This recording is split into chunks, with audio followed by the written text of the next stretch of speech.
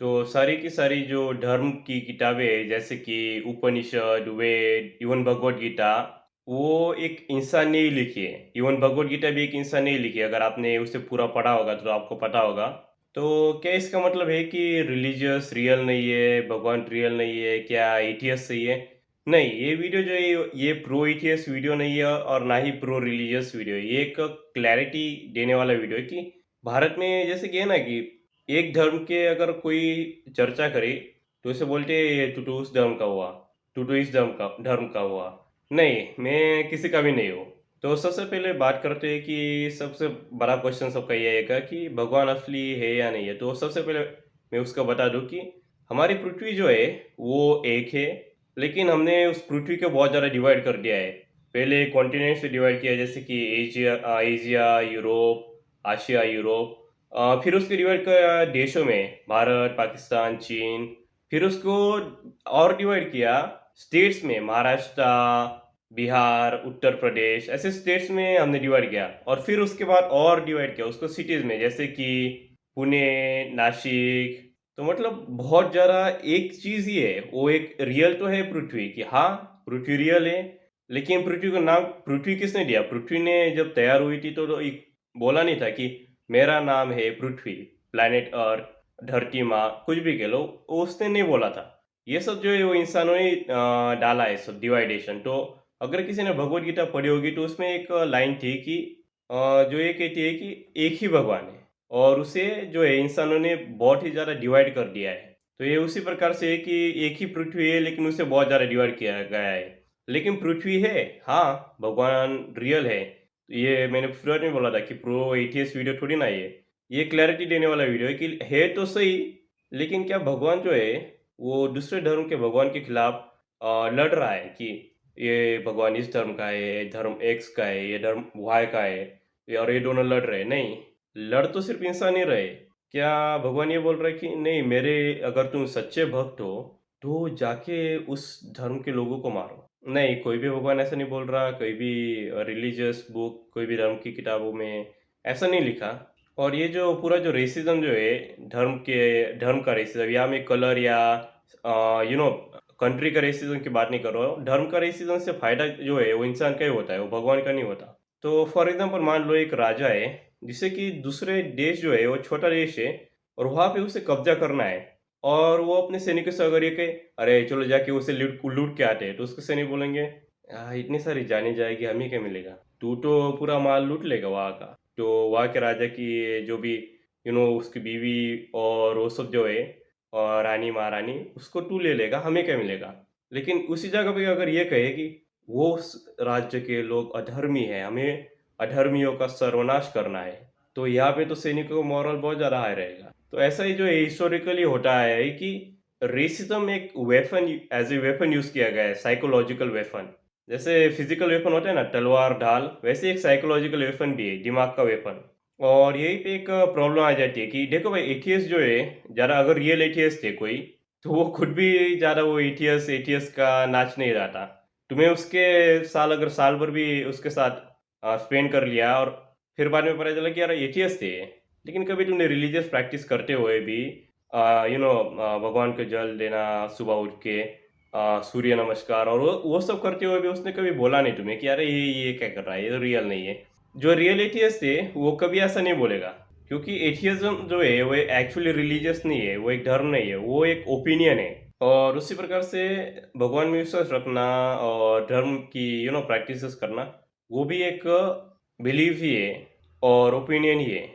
तो मतलब हम सिर्फ एक ओपिनियन के बेसिस पे ही लड़ रहे हैं कि इसका ओपिनियन ये है कि इसका हमसे अलग ओपिनियन है, लेकिन धर्म का ये है कि ये भगवान ने भरोसा रखे कि इसका अलग है, इसका अलग है, इसका अलग है, इसका किसी में भी नहीं है।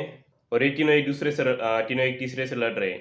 तो तुम्हारे दिमाग में सवाल आएगा कि क्या ये जो शब्द है ये अच्छा है या बुरा है? तो सबसे पहले उसका मैं आंसर दे दूँ कि भगवान में भरोसा करना अच्छा या बुरा नहीं है।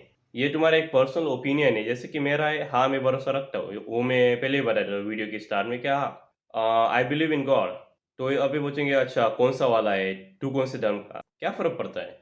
अगर मान लो कि धर्म एक्स धर्म वाई का कुछ पढ़ रहा है और उससे उसे फ़ायदा मिल रहा है लाइफ़ में, तो पढ़ने दो, क्या फ़र्क पड़ता है? अगर उससे खुद के धर्म में फ़ायदा मिल रहा है, पढ़ रहा है, तो पढ़ने दो। इट्स अबाउट कि जो रिलीजियस है, वो तुम्हारे लिए है, वो एक प्रकार से मैन मेड ही है। अगर सोचो तो भगवान ने कभी ये बोला था क्या कि ये धर्म तैयार कीजिए, ये धर्म तैयार करो इंसानों। नहीं, वो सिर्फ़ भगवान ने इंसान को बनाया और इंसान ने धर्म को बनाया। तो ऐसा ही सिस्टम हुआ है। खुद सोच के देखो कि ये भाई कौन से भगवान ने बोला था कि ये रिलीजियस बना के फिर ऐसे प्रैक्टिसेस करो? नहीं, it's all made by humans. और अगर ये तुम्हारे लाइफ में कुछ वैल्यू ऐड कर रहा है, बहुत से ऐसे रिलीजियस प्रैक्टिस है जो तुम्हारे लाइफ में वैल्यू ऐड कर रही है, तुम्हें सुखी बना रही है, थोड़ा लाइफ में सुकून ला रही है, स्ट्रेस कम कर रही है, तो अच्छी है, फॉलो करो। वो मैं नहीं या मना नहीं कर रहा हूँ। लेकिन प्रॉब्लम तब आती है कि जब लोग इन्हीं रिलीजियस प्रैक्टिसेस की बेसिस पे रेसिज्म तैयार करते हैं और कुछ गलत चीज़ें भी फॉलो करने को बोलते हैं, जैसे और जादू टोना करके वो सैक्रिफाइस बलि देना।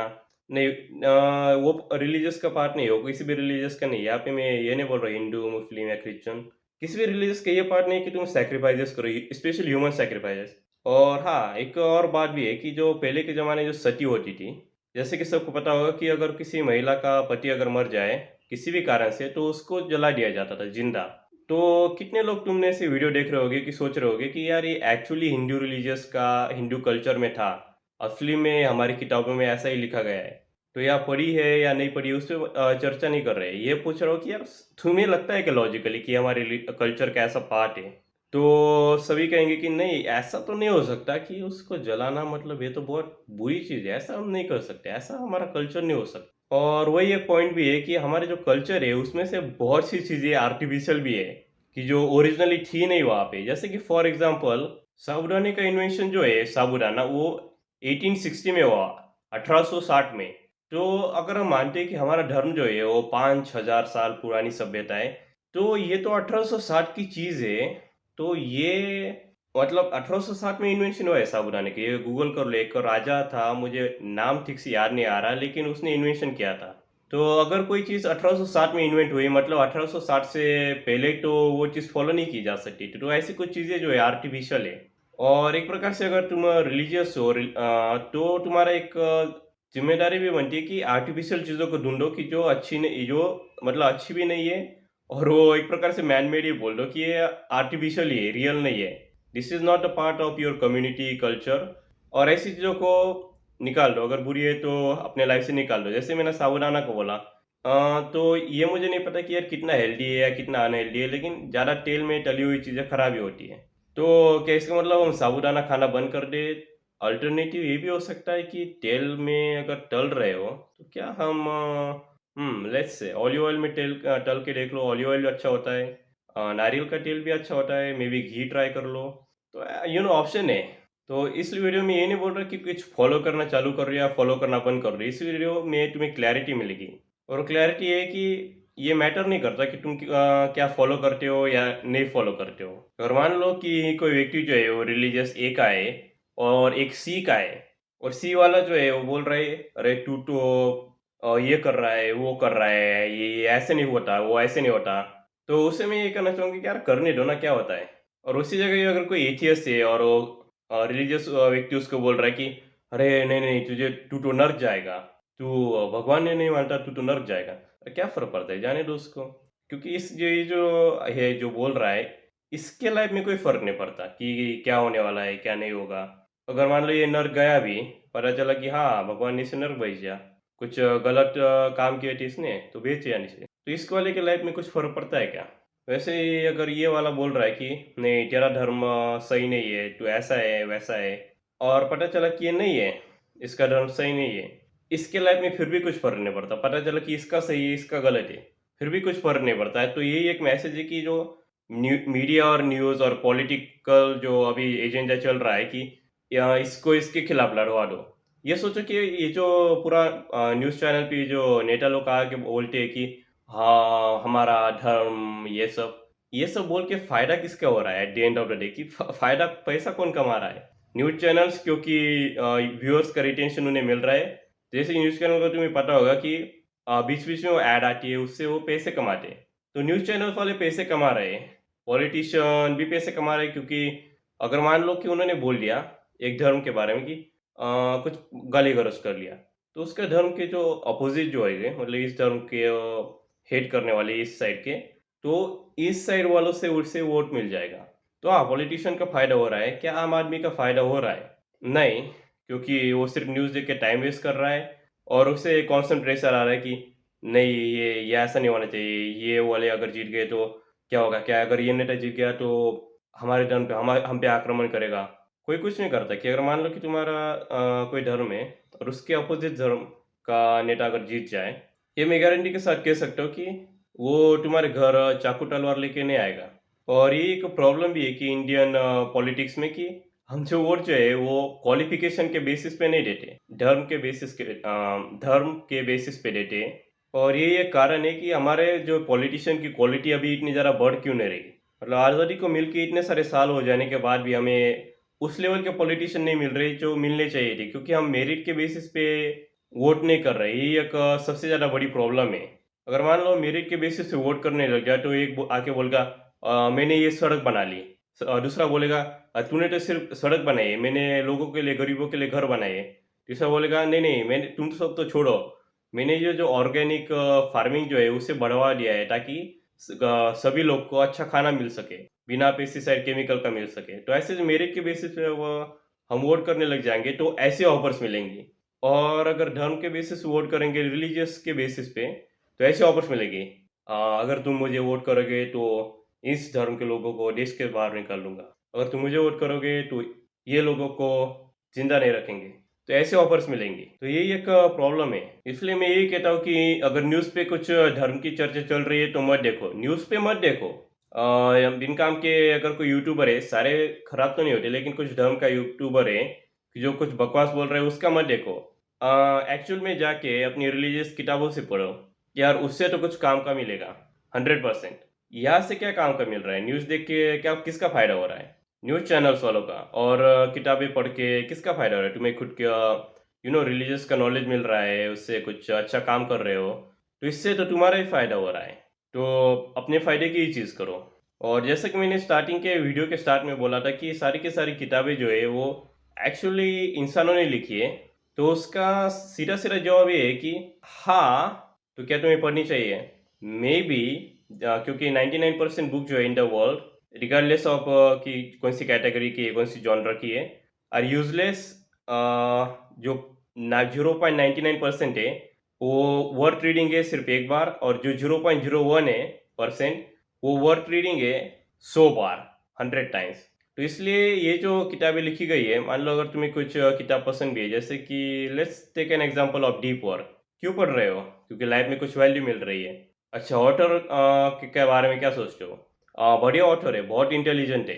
तो मतलब किसी इंटेलिजेंट व्यक्ति ने एक किताब लिख दी, उससे तुम्हारी लाइफ में वैल्यू मिली, और वो चीज़ तुम इम्प्लीमेंट कर रहे हो और उससे लाइफ में सुख भी मिला। तो इट डज़न्ट मैटर कि यार रियली वो ऑथर, मान लो कि हेल्थ के बारे में किसी ने किताब लिखी है और उससे तुम्हें कुछ वैल्यू मिली, और पता चला कि नहीं, नहीं, नहीं, ये तो डॉक्टर नहीं था, ये जो ऑथर है वो डॉक्टर नहीं है। क्या फ़र्क पड़ता है वो डॉक्टर हुआ भी या नहीं भी हुआ? So that's the same thing with the religious book as well कि वैल्यू मिल रही है तो अच्छी है, और अगर वैल्यू नहीं मिल रही तो तुम्हें आइडेंटिफ़ाई करना पड़ेगा कि क्या तुम्हें इस चीज़ों को सही में इम्प्लीमेंट करना चाहिए। जैसे क्योंकि ये जो लाइफ जो है वो कट कॉपी पेस्ट किताबें का नॉलेज नहीं है। हाँ, yes, they give us the guidance कि it's like books are like a manual. जैसे होता था ना कि लैब में जाके वो मैनुअल देते थे वो परफॉर्म करने के लिए experiment. It's just like that, उसमें मदद तुम्हें करती है, लेकिन सारा एक्शन लाइफ में लेना, वो एक्सपेरिमेंट करना, वो तुम्हें ही करना है। सो यस, रिलीजियस किताबें अच्छी होती है, लेकिन उन्हें एक सेंटर पार्ट में बना लो अपने लाइफ का, कि वरना किताबी कीड़े ही बन के रह जाओगे। Is the message. और इससे फ़र्क नहीं पड़ता कि ये तो रिलीजियस सी का था और तुम रिलीजियस बी के हो, तो इससे तुम्हें पढ़ना नहीं पढ़ना doesn't matter. It's just like I given the example कि पता चला कि ये जो हेल्थ की किताब थी बहुत ही ज़्यादा अच्छी थी, बहुत ज़्यादा मदद की तुम्हें लाइफ में। तो ये तो डॉक्टर ने नहीं लिखी थी, डज़न्ट मैटर। नॉलेज था तो नॉलेज रहेगा, अच्छा नॉलेज तो अच्छा रहेगा, बुरा था तो बुरा रहेगा। So that's what I will and the video with. और अगर वीडियो से कुछ लाइफ में वैल्यू मिली है तो चैनल को सब्सक्राइब और वीडियो को लाइक कर देना।